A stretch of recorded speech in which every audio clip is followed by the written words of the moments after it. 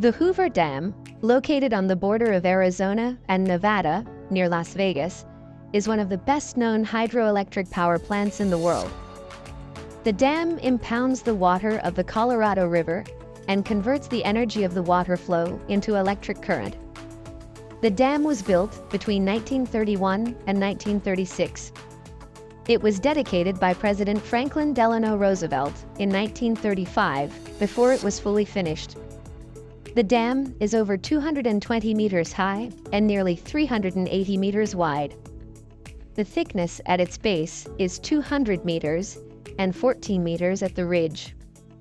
There were 112 deaths associated with the construction of the dam.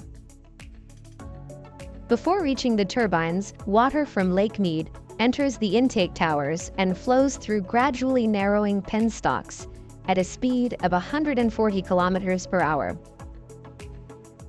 The rotation of the turbines is converted into electric current by generators. Originally, 8 turbines were planned on both shores of the river, but in the end, one of the turbines was replaced by 2 smaller ones. Later, 2 more were added, so there are currently 19 turbines in operation in the dam. The power station has a power rating of about 2,000 megawatts.